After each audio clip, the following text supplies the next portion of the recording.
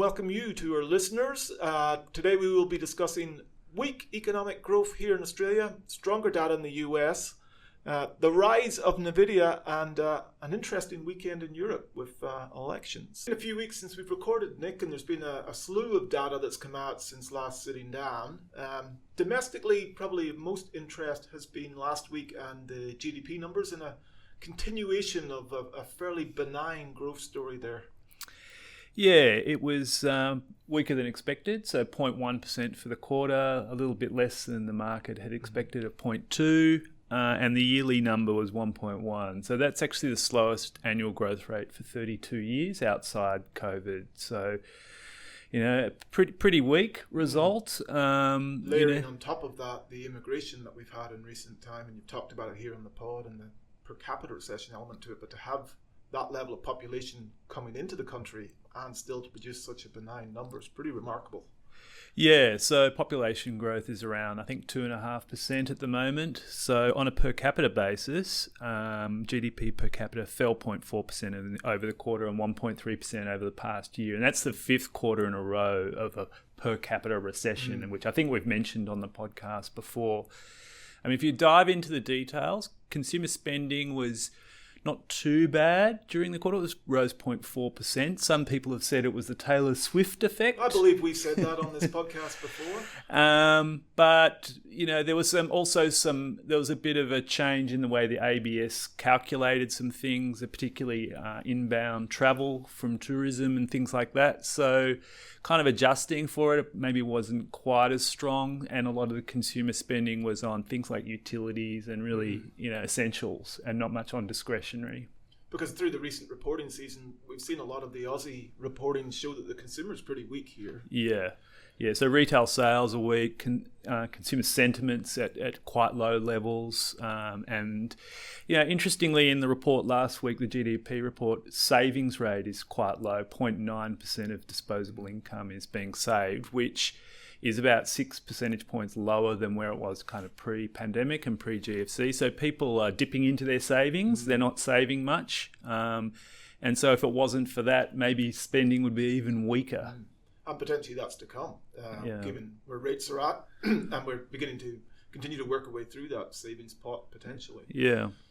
Michelle Bullock has been put on the rack in recent times by the politicians, possibly given that weakness that we're seeing in sentiment and in the economy broadly. Yeah, so she'd been quiet for a while, so it was the first we'd heard from her for a little while with her parliamentary testimony last week. I don't think we learnt too much. She's still kind of hedging her bets, saying everything's on the table, either a rate hike or rate cut. She did make a note that the GDP numbers show that the economy is fairly weak, and particularly consumer spending. She spoke a bit about NAIRU, which I think we might have mentioned what that is before. It's the non-accelerating inflation rate of unemployment, which they estimate is 4.3%. Right. And that compares with current unemployment rate of 4.1%. So not too far to go before kind of the labour market's in balance based on their views. Having come back from an incredibly tight position. Yeah, well, it got down to, I think, 3.4, 3.5, so we're a fair bit off those lows and sort of trending higher. So I think the RBA would be looking at all of this and thinking, well, we don't really have to do too much. Yeah, that's interesting, because last time we recorded was not long after the most recent inflationary data that had again come out higher in the quarterly, and certainly in 2024 than had been projected. And the speculation was, do they need to rise again? We're not expecting any cuts anytime soon, but where do you sit just in terms of the interest rate outlook at the minute? Yeah, well, certainly the monthly inflation numbers, particularly the last one, was quite a bit higher than what people had hoped for. Michelle Bullock discounted that, said we don't pay that much attention to it. So they'll be really waiting for the next quarterly one, which will be at the end of July. So I don't think they'll be doing anything in the near term. In terms of the rate outlook, markets have got no cuts priced for this year, really. And the first full cut, I think, is by July of next year. Right. So really a long way to go. Very data dependent. Listening to a few commentators out there, we're hearing projections. The earliest I'm hearing people tip now is probably Feb, and certainly into next year. And most, let's see, the median commentators is going towards the middle of the year. Yeah, I mean, there's a few still have a sort of like a cup day one. That's always popular, a November cut. It would be very popular. It seems incredibly optimistic at this point. Yeah, well, we just have to see how those inflation numbers go and the labour market goes. But yeah, I think there's still work to do on that front. Interesting, because the economy definitely has weakened. Notably, as you'd expect, given the rate rises that we've had, that inflation hangs in there. The other thing she said, which is interesting, is based on their estimates, they still think, given the lags in the way that monetary policy kind of works, they still think that there could be 50 basis points more of tightening to effectively flow through.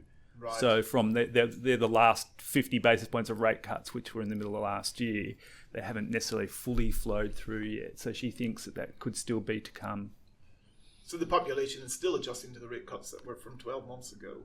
Rate rises, 12 months ago. Yeah. Okay, that's interesting. That seems like an incredibly long lag to work its way through the system. I guess you've got the impact of certain loans rolling off at a later time, which is a big one. A lot of concern this year regarding that mortgage cliff. What else plays in there? Well, I think there's always lags, as you say, fixed rate rolling off, just the normal transmission of monetary policy. The RBA could increase rates, on let's say at the start of the month. It doesn't necessarily go, you get the letter from the bank and all that sort of stuff. That's like 3 months normally. So there's just a normal lag in the transmission of monetary policy. Which I guess would reinforce the theory that they're quite happy to probably just give it a little bit longer to play out before rushing to hit that further rate increase button. Yeah, definitely.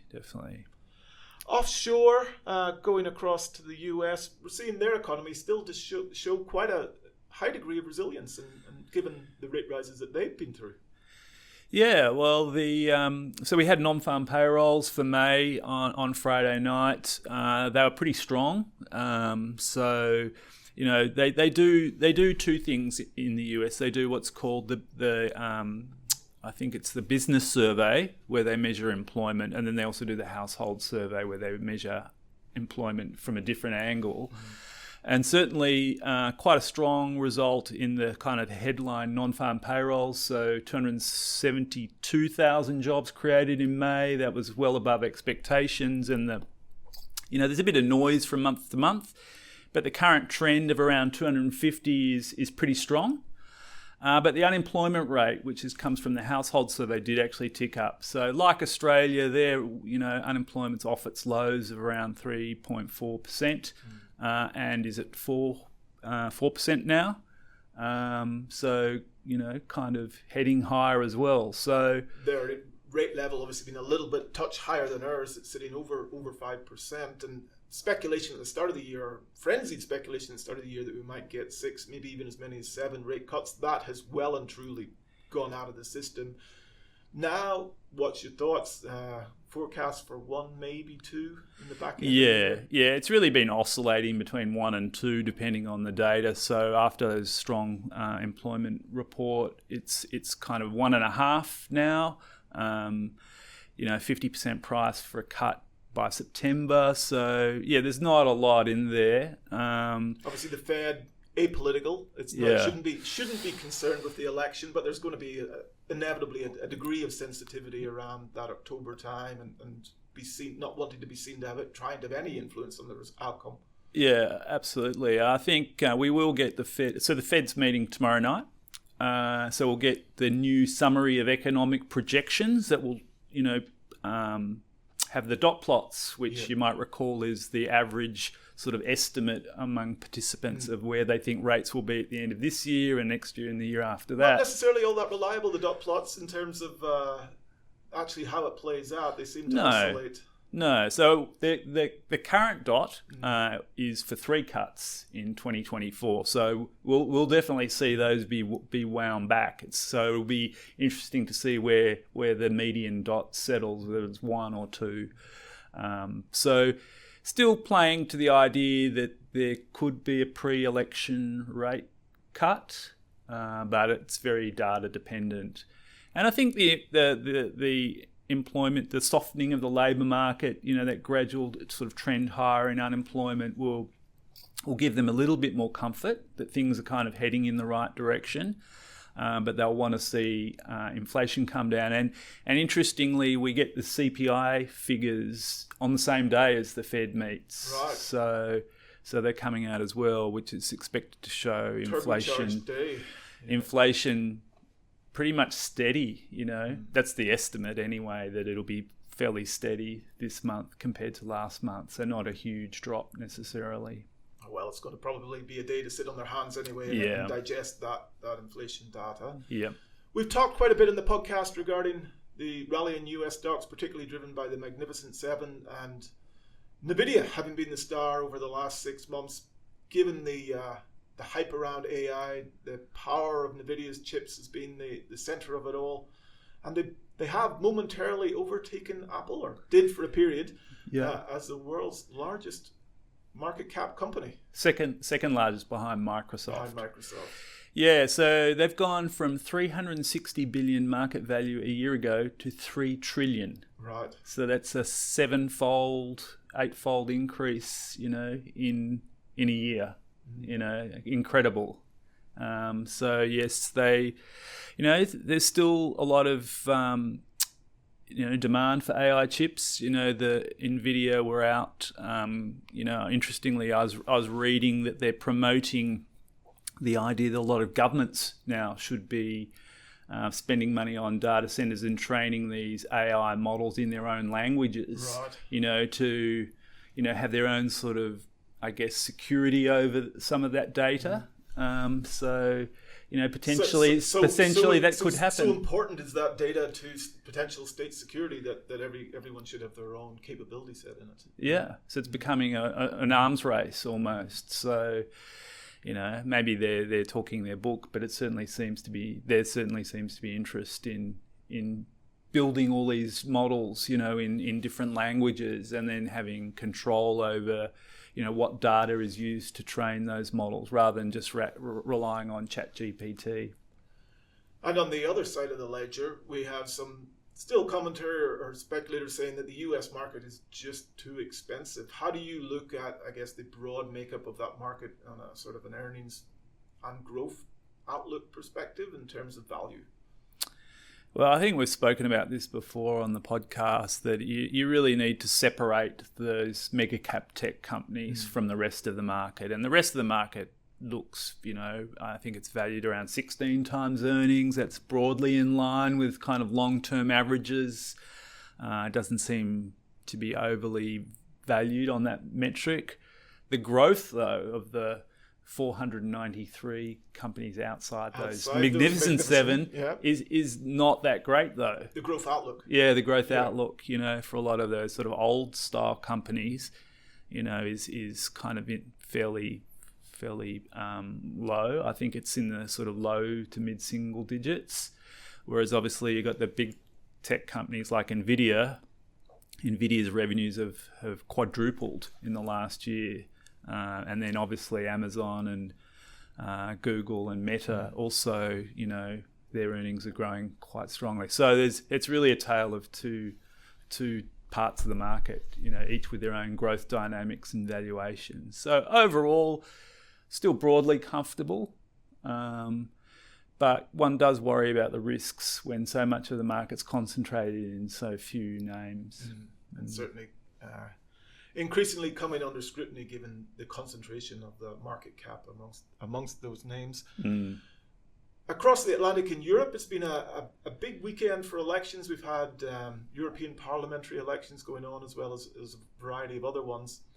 We've seen probably, I guess, results at either end of the political spectrum, but potentially significant gains for far-right aspects in Europe and in France in particular, which is seen to Macron moved to a snap presidential election. Yeah, so we've seen a broad trend across Europe, not just in France, but in other countries. So Italy has a far right party. I think Austria does as well. In Germany, I think it's the AfD far right party has been gaining ground. In the Netherlands as well.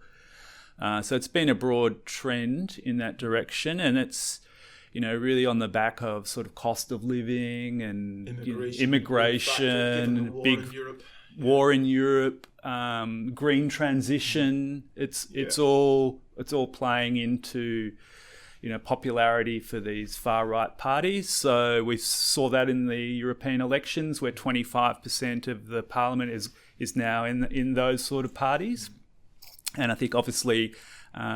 President Macron has been worried by that because Rally, I think what are they called? National Rally, the Le Pen party, yes.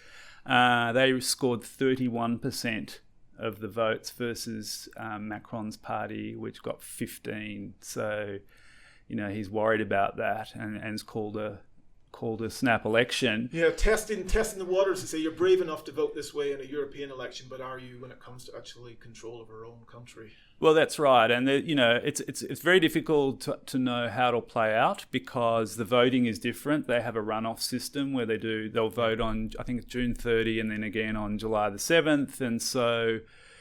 Yeah, it'll be interesting to see how that plays out. Who makes the top. And also voter turnout, for the European elections versus the French parliamentary elections might be quite different. And now the UK, famously no longer in the European parliaments, but they've got an election of their own coming up, so July 4. And this is quite interesting because very heavily expected that the Conservatives will cede power to Keir Starmer and the Labour Party. But risks of a potential implosion in the Conservative Party look higher as well because the far-right Reform UK Party is really gaining traction there and starting to eat at that aspect of their voter base too. So again, potential in the UK for that party to come through and take up an actual, maybe not a lot of seats, but certainly a big chunk of the vote. Yeah. Yeah. These things, are always interesting. Do they have a big impact on financial markets? Yeah, well, it's going to be my question. Does that influence your thinking at all? When you look at climate skepticism and things like that, which are definitely part of the politics to some of these groups. Yeah, I mean, I think the French market was off for, I think, 1.5%, particularly the big banks. There's, the problem with these populist parties is often they want to spend more money at a time where France really can't afford that. And so what does that do to bond yields and things like that? So I think that's why we saw that bit of a reaction in the French market.